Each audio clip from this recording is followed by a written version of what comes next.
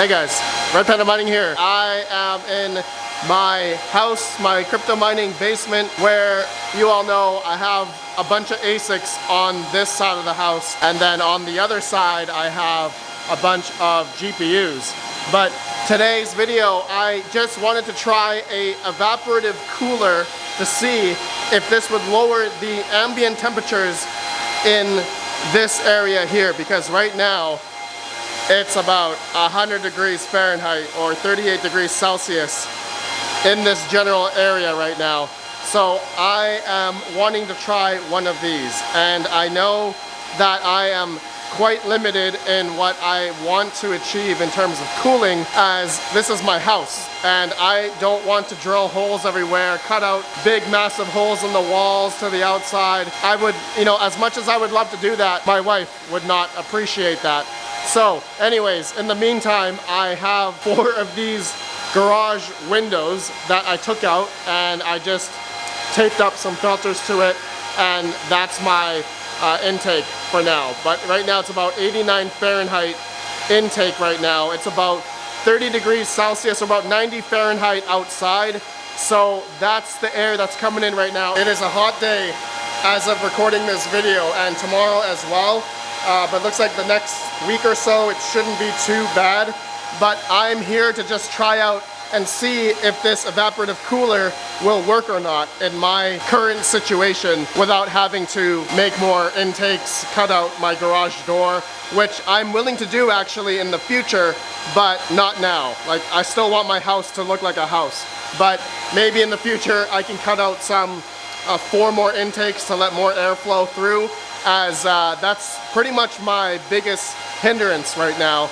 So anyways guys, I want to try this out, so let's just take note the current temperature here. And so let me unbox this evaporative cooler and let's talk about this right after a word from today's sponsor. If you're looking for the best place to buy all types of crypto mining hardware, look no further than mineshop.eu, the largest and oldest hardware distributor in Europe since 2016. They offer secure payment methods like credit cards, Apple Pay, Google Pay, Revolut Pay, crypto, and bank transfers. Your transactions are always safe. Need help? They've got live WhatsApp support and after-sales service, including tutorials for miner installations. With super fast shipping within the EU, you can get your order within 24 hours. Plus, they handle all customs and taxes, so no delays or extra costs. And if something goes wrong, they manage all the warranties, unlike others who just send you to the manufacturer. Visit mineshop.ae or mineshop.eu and save big on your hardware purchases today. Use code RPM for $100 off. Trust the best, trust Mineshop. Links down below in the video description.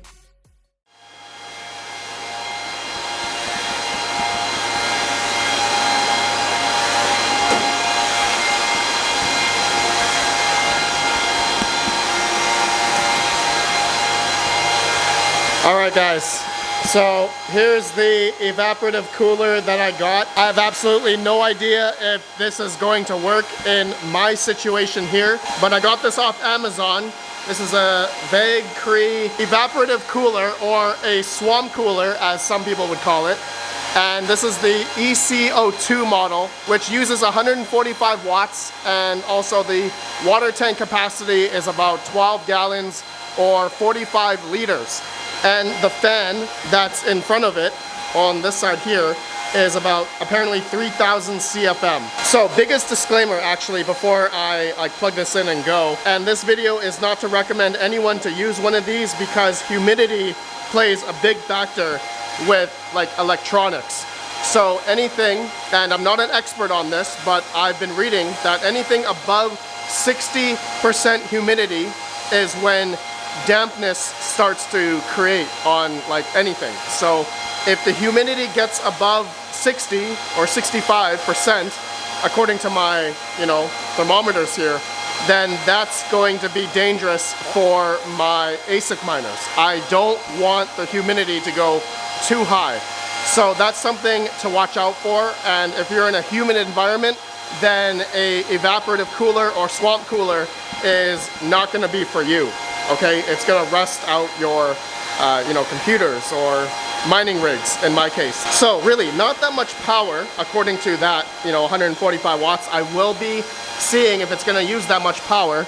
So now I need to figure out how I'm gonna get the water source for this thing. So thankfully, you can plug in just like a water hose to this and it will automatically fill and stop when it hits the level. But you can alternatively also just put water in manually, is what I also read as well. And it actually came with 2 ice packs as well, but in this demonstration, I'm not gonna use these. I gotta put this in the freezer anyway, but maybe I can do that later if I'm gonna do this in a long-term test. So actually, I have a water source that I'm gonna use temporarily, which is outside. I do have a water tap that's inside, but it's not hooked up, and I'm not a plumber, so I don't really know how to use this or how to, you know, put an end on here. Chump change, if you're watching this, my friend, I need your help. I think you helped me out before, but I didn't understand what you said, so I need to go to Home Depot, put something on here, but only if the evaporative cooler works. All right, let me go ahead and fill this thing up and get it going, turn it on, and we'll see, you know, if we're gonna have better temperatures. So my intake is about 86 Fahrenheit here, and my area, ambient temps over here is 101 Fahrenheit or 38. Okay, so let's remember this, let's remember these numbers here, and now I'm gonna hook up the water. So I'll be right back. Okay, I believe it's filling up right now. Water's going up here. It says max is right there, so I'm curious if it's actually gonna stop by itself. I guess we'll find out. And it's on. I pressed the cool button, which it said to do. So, looks like there's water up here now. And I do feel some cool air. All right, so that's a good sign. Definitely some cool air. All right, so whether or not that's going to affect the ambient temperature in here, that's what I'm gonna find out. So I'm gonna let this go for, I don't know, about an hour, and we'll come right back. And you know what? I'm gonna time it, so you guys don't think I'm lying. I'm gonna do an hour, so we'll be right back. Oh yeah, I feel some cool air. Actually, I do wanna know if this is gonna stop at the max, so be right back. Okay, all right, after a couple of minutes, looks like the sound stopped. I didn't turn off the hose from the outside.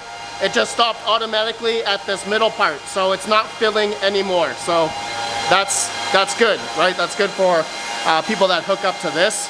And yeah, my wife's gonna kill me. She's not gonna be able to water her plants. All right, just a quick thing. I realized I'm on the lowest fan setting, so this thing is taking about 95 watts right now, 96 watts. But there is a fan speed option on here. So if I go to 2, all right, the fan speed, the 2, it's now using 110 watts, right? So now, if I do it to 3, which is the max, this thing is pulling 125 watts. So there you go, 3 different fan modes. All right, and I'm taking a bit more power for the fan, and that does feel really good actually. That feels nice and cool. So actually, when I was standing over here, I did notice the air, like it smells watery. If that's probably a bad thing, but it's about 4 minutes in. Okay, so I'm gonna let this go, and actually the temperature has drastically changed already.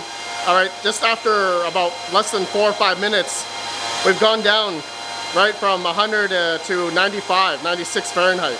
So a couple degrees already. So I'm just gonna let this go for an hour. Yeah, this feels really good. I love this, I love this. I'm gonna let this go, and we'll see in about an hour how the ambient is. Be right back. Okay, it's been about an hour, and this is what the ambient is around this area. It's about 94 now, 94.8 Fahrenheit, 35 degrees Celsius. So it hasn't really dropped that much more, but it definitely feels better than before. And I don't know if you guys can hear it, but my ASICs have also dropped in the fan speeds. I don't know if you guys can hear it on my camera, but the KS5L, the DG1 Plus and the DG1 have dropped in fan speed. So these things are not loud anymore. So that tells me that the temperatures have been lowered by this evaporative cooler. All right, so I think it's working. Yeah, I think this is working pretty good. All right, there's the water that it comes from the top, from this little black part here. And then it's just going out on the sides to the, I don't know what these are called, like copper coils. On the back, the water's running down these, and then as the fan is blowing air out this way, it's just evaporating the cool air out this way and out into here, which ambiently, it feels nice. It feels very nice. My arm, or my whole body feels wet, which brings me back to my worry here. Okay, so the humidity obviously has jumped.